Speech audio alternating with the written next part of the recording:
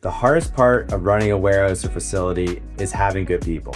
You walk into Amazon or a small run operation, the hardest part that the management is trying to deal with day to day is having those good people filling in spots. What you have to start doing is looking at how do you keep those really good people on your team currently, and how do you get those good people to reach out to their friends and people they know and get them to come to your facility.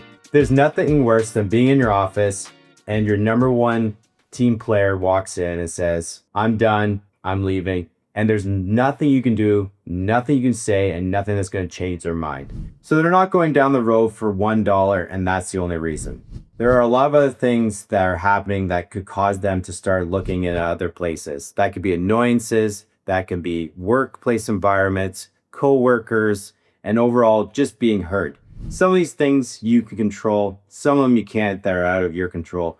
But what we're going to talk about today is 6 ways that you can help the company culture and your operations to keep those really good people. The biggest part is for them to feel valued at the end of the day. They're one of your key players. You want to keep them, but they also want to be heard. So when you're looking at this, you want to make sure that what they're saying and their actions are being listened to. Things like taking that really strong player and moving them to the afternoon shift when they really don't want to be there is fine for a temporary solution. And you have to let them know that this is only going to be temporary. Going forward, we're going to get you back to the day shift. But setting those expectations so that they feel valued and they feel heard is one of the biggest things that you have to look at. And when they don't feel that, that's one of the biggest reasons that they're leaving and going somewhere else. Fix the work, not just the team. One of the things that you're looking at is there's going to be day-to-day things that the team has to do, and it's just part of the process, part of the SOPs that have been defined in the past. And it's just things that aren't adding value to the bottom line. It's one of those things that you have the motions and you have to go through them. But what you should do as a leader of this warehouse, of the facility, is really start taking a step back and looking at all the things that happen day to day, and especially for those key players. Having those conversations with them of asking them, how is the day going? What is that big roadblock? But also looking at what they have to do. Is there this extra step of QC that doesn't really need to be done? It's just we've always done it that way. And the hardest thing, and I've done it before, is not taking a step back and really analyzing every single thing that's happening and just being like, we have to do this. Instead, look at it and be like, okay, is this adding value to the overall picture? If you're getting a stack of paper of QCs or yard checks that never get looked at, that is a good thing to be like, is this really helping our team and adding value to the bottom line? Yes, it needs to get done, but is there a better way we can do this? Is there a way we can shift some responsibilities around so that our key players are focusing in on the important things at the end of the day? The biggest thing that we all know is attitude. Keeping everyone in a good attitude and pushing the operations forward is so much easier than when everyone is down about what's going on. So one of the things that could really help with this part of the procedure and operations is getting everyone together and just asking them, what are we doing that we're wasting our time on? I can promise you that your team is going to love talking about all the things that nag them day in and day out of the little things that they feel like they should be doing. The key to that, though, is making sure that you internalize it, you write that all down, but at the end of the day, take action. If you're not doing anything with those responses, it is actually worse than not bringing them up in the first place. So making sure that the team knows that, hey, I listened to you, I hear what you're saying. Having a follow-up, just letting them know that here's the things I heard, here are the things we're gonna start working on today, and then here are the other things that we're gonna put in the bucket to review in X amount of time. Just so that they feel heard and that you're actually putting things in place and in motion at the end of the day. Track the work and not every step that people take.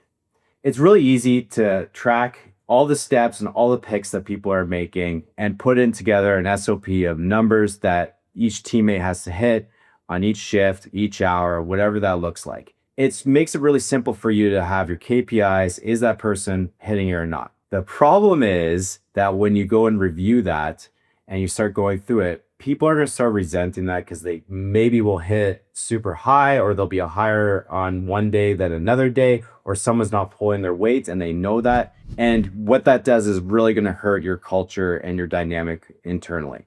Instead, shift that thought process into outcomes. What is going on? How many picks? How well is everything brought up to the front? Is there any issues with quality control? Is there missed picks? Is there things like that that are happening? Instead of tracking them every single step along the way, you say, yep, you hit all your numbers. We got all that out the door, or we got all this in, put away, and everything's in perfect place at the end of the day. So looking at it just a little bit different, shifting that perspective is going to help your team and culture and morale a lot, because there's going to be a little bit less pressure and anxiety on your teammates. The other thing that does is it allows your team to have a little bit of flexibility in how they're doing their day-to-day job. They can come in there and start tweaking things that maybe will be a little bit better for them and maybe quicker for them personally. Ask your team where the pain is and prove that you're listening to them. When you're talking to your team, you're going to have your weekly meetings or your daily stand-ups before the shift starts. This is a good opportunity to really sit down and ask them, what are those pain points? What's going on? What can we improve on? Start this cadence. Bring this in once every week on Monday mornings of what's going on, what happened last week, what were some of those pain points that they were dealing with. From there, it's all up to you to show you are listening. And I think that's the biggest part that people forget is you were listening, but you're going to have a million other things that are going on that are equally as important. And it's easy to just let that slide. And even if you come back in a few months, that's already hurt morale quite a bit. A couple things you can do right there is have a whiteboard and just kind of scribble down what they're saying, some ideas how we're going to work on it. And then you have that whiteboard in there that you've put in all that information, that you have your goals, you can measure against them. But then you can see how you're doing, and your whole team can see how your team's performing on that. You can review it, update it, and then move forward from there. Setting goals that actually mean something. So now you've heard the pain points that your team has said, and you're starting to look through how you can actually improve those and some goals to kind of see how successful you are and how you can measure against those. My biggest thing when I'm sitting down is I like to ask my team what they think. What do you think is a realistic goal, or what do you think is a realistic expectation of this outcome? By doing that, you're getting buy-in by just including them in the thought process and the goals of everything. Your goals don't have to just be about numbers of picks or getting loads in and out or whatever that looks like. It can also be a little bit more general than that of, hey, we've got this customer coming in. Let's make sure that all their loads are QC'd and put away extremely well and extremely clean, and there's no problems. That is a really good goal for something that's a load that comes in really damaged, or it's really hard to unload, or there's always issues with it. The biggest thing is that you set those expectations and you can measure against them by saying, the word things, or we should do that. Being general is really hard for the team to understand, well, what are we trying to accomplish? Making sure that they have a clear sight of whatever the goals are and it's attainable. That's the biggest thing. You might need to increase, production or efficiencies or productivity by 30% by the end of the year. But if you put that in today, it's unrealistic and it's going to really crush your morale. When your team starts hitting these goals, it's so important to celebrate the wins. Even if they're super small at the beginning, it's important for everyone to feel like we're moving forward and we're being successful. So calling out the teammates or the team out on your daily stand-up or weekly stand-up, letting them know that they hit these goals or that you were really close. Here's a couple of things we're going to do a little differently this week. But making sure that you're not crushing morale, you're increasing morale with these goals and these expectations. Use cross-training to give people a future, not just more work. Depending on the people you have in your warehouse, you're going to have a select few that really want to move up and get into higher spots within the organization. Usually that's a promotion to a team lead, then supervisor. Now, the big thing is, how do they get there? They don't have the experience previously, and this is where the cross-training really comes in. Giving them opportunities just to lead small little projects here and there. And that can be just from you giving them these projects that aren't something that maybe the supervisor or the team lead really need to take on, or it's something that has been pushed aside and you don't have the personnel to take it on, and you think this would be a great opportunity for someone like them to take on and get that responsibility. The other thing is, When one of your supervisors or team leads are sick, there's a great opportunity to give a day or two for a person that you see up and coming and give them the opportunity to start seeing, what it's like to be that team lead. What are some of the responsibilities? What are some of the things that they have to look at for the future? And also by doing the cross training at the end of the day, they get to have a different perspective, not being actually moving things around and start seeing what the loads look like and the operations look like as a whole can really help out what they need to do day to day and might bring in more opportunities and thoughts towards how your operations runs. Skip the forced fun, build real respect. Every organization I've worked at, we always have the team building experiences or the lunch or the barbecues, whatever that is.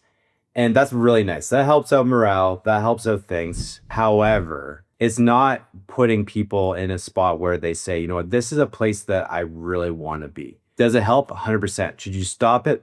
No, you shouldn't stop those things. Instead, what I would do is I'd challenge you of how do you actually show the team that you and your team appreciates how much work they put in. That is the biggest thing that's going to help them. By them feeling respected and that they see that they're being heard and that their hard work is being seen is the biggest thing at the end of the day. And for me, when I'm running an operation, I like to spend, 5, 10, 15 minutes just walk around, talking to people, making sure that they're being seen and heard. That is one of the easiest wins for you as a leader at that warehouse. But if you want to start showing, a little bit of thank you to your teammate at the end of the day, things like Gatorade when it's super hot out that they can grab, making sure that microwaves are working. It's just, I've heard so many times people are heating up their lunch and they're like, there's only 2 microwaves, you have so many people, or they never work. Things like that, it's just stacks on, and it's at the end of the day, it's all those little things that make it so that they want to leave. So instead of just leaving that or just trying to put a band-aid on it, get the right electrical in there. Even if you have to rewire some of the lunchroom, do that. Get those new microwaves in there so that the team is happy when they come in there for their breaks, or that the lunchroom is really warm when it's a cold part of the year. Whatever that is, those small little things add up over time and will hopefully keep your team there and keep morale up for the foreseeable future. We spend 8 to 10 hours at work every day. For you and your warehouse and your team, that's a lot of time they're spending there, and those small little things add up if they're going to really enjoy their day or if they're not going to enjoy their day. And overall, in the future, that really dictates if they're going to stay with your operations for the future and you build their career and hopefully get them to where they want to be, or if they're going to go down the street for $1 more and leave a huge gap in your facility and in your operations. So try some of these steps, implement 1 or 2 of them week by week, and let's see how that works for you. Let us know how it works. If you want more tips on optimizing your warehouse, watch our next video.